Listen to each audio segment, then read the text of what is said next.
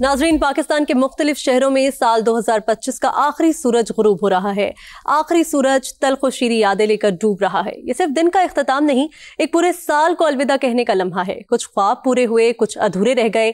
शहरियों को नए साल से अच्छी तवक्कुआत भी हैं। ये बराह रास्त मनाजिर हैं मुख्तलिफ शहरों से उस सूरज के जो साल 2025 का आखिरी सूरज है, जो अब कुछ ही देर में गुरूब हो जाएगा और नए साल का आगाज़ किया जाएगा और पूरा मुल्क जो है वो नए साल में दाखिल होगा। इस वक्त ये साल 2025 को अलविदा कहने का लम्हा है।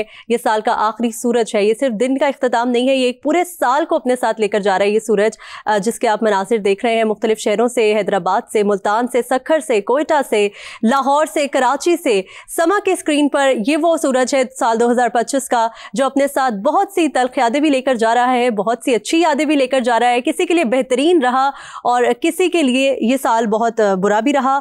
और इस हवाले से अगर हम आपको बताएं कि ये बराह रास्त मनाजिर हैं मुख्तलिफ शहरों के। मुल्तान में बादलों का राज है, सूरज ज़रा मुश्किल से नजर आ रहा है। हैदराबाद में आसमान साफ है, जहां पर सूरज को देखा जा सकता है। उसके अलावा सक्खर में भी सूरज बाकायदा तौर पर सही तरीके नजर आ रहा है और कराची में भी जो है ये सूरज इस वक्त चमक रहा है। गो के कराची में सबसे आखिर में ये सूरज गुरूब होता है ज़्यादातर। लाहौर के जो मनाजिर हैं आप देख रहे हैं कि लाहौर का जो इस वक्त मंजरनामा है आसमान का, यहाँ पर सूरज देखना थोड़ा मुश्किल ही है। और कोयटा में ये सूरज गुरूब होने के करीब है, कुछ अंधेरा भी छा गया है। तो ये साल 2025 के आखिरी सूरज के मनाजिर हैं जो पूरे पाकिस्तान से हम आपको दिखा रहे हैं समा की स्क्रीन्स पर। ये वो मनाजिर हैं उस सूरज के जो अपने साथ एक साल को लेकर जा रहा है। सिर्फ साल नहीं, ये अपने साथ कुछ यादों को लेकर जा रहा है। अगर हम बात करें पाकिस्तान के साल 2025 की, तो पाकिस्तान के लिए भी ये साल बेहतरीन रहा। हमने जंगों का भी सामना किया, लेकिन पहले से कई ज़्यादा ताकतवर बनके पाकिस्तान उभरा। और ये वो शहर है जो उसी आबोताब के साथ अपनी जगह पर खड़े हैं। और यहाँ के जो शहरी हैं, यहाँ के बासी हैं, वो अगले साल के अंदर दाखिल होने के लिए नई उम्मीदें लेकर जो है कुछ नए साल के मनासिर भी देखेंगे और कुछ अपने साल 2025 के सूरज का गुरूब होने के मनासिर भी देख रहे हैं। ये साल एक बेहतरीन साल रहा पाकिस्तान की। अगर हम बात करें ओवरऑल, पाकिस्तान के लिए खूबसूरत साल रहा। Bismillahirrahmanirrahim. Distinguished members of the cabinet, excellencies, development partners, ladies and gentlemen, assalamu alaikum and a very good afternoon. Today is not just about launching a reform program, it is about reflection and it is about resolve. 2 years ago, when this government assumed office, the economy we inherited was confronting immense challenges. Internationally, Pakistan had been sidelined and not part of the main frame of global economic engagement. Economically, we were struggling. Inflation was around 30%. Reserves were dwindling and confidence had evaporated. Institutionally, the state machinery was confused and in disarray. Ladies and gentlemen, I knew, as did my honorable colleagues, that the challenges were immense. But we also knew, without any ray of doubt, that the task at hand was difficult but not impossible. This was not the first time a PMLN government had been entrusted with pulling Pakistan back from the brink. In 1997, we faced economic sanctions and isolation, yet we stabilized the economy. In 2013, we inherited crippling energy shortages, terrorism, and economic stagnation, but we brought the country back on the track. And when we assumed office in 2024, we knew exactly what lay ahead of us. And there was no doubt that restoring Pakistan's economy would demand hard choices. Choices that would not spare our own political constituency. And there could be no shortcuts, no populism, no denial. It was time for an economic crusade.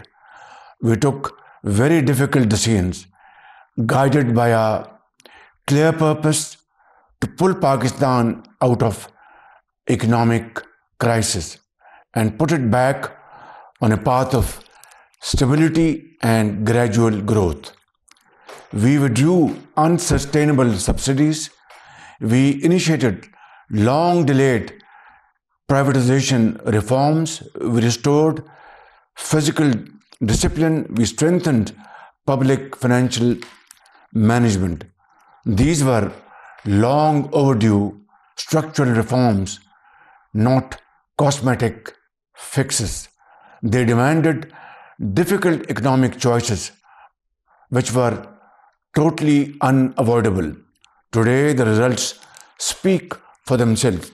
Ladies and gentlemen, over the past 2 years, Pakistan has made real, measurable progress.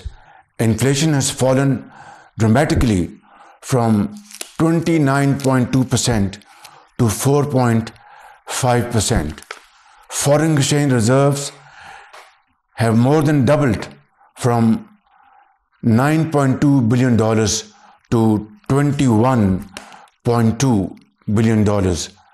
The current account has shifted from a $3.3 billion deficit to $1.9 billion surplus, and we moved from a primary deficit to a primary surplus.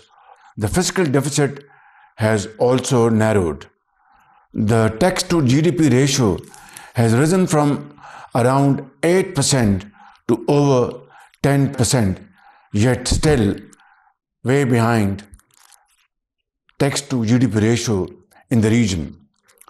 More than 1 million new taxpayers have entered the formal system. Tax collection grew by 26% in 2025.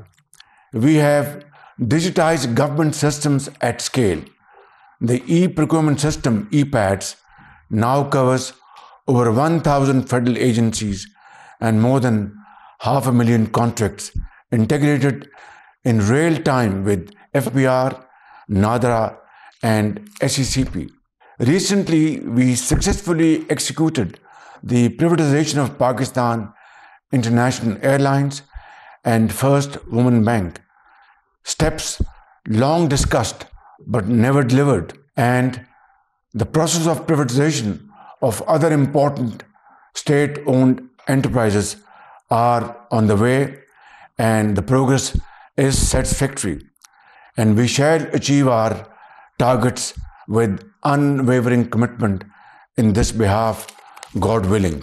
Ladies and gentlemen, these achievements have been recognized internationally. Leading credit rating agencies, as we have just observed, Pakistan's improving outlook and reform momentum is, mashallah, progressing very well.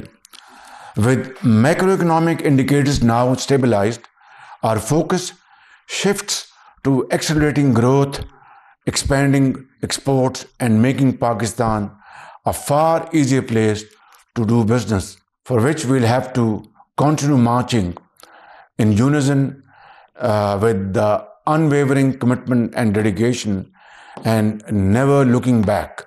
These economic governance reforms represent the next phase of Pakistan's reform journey, a shift from crisis management to institution building.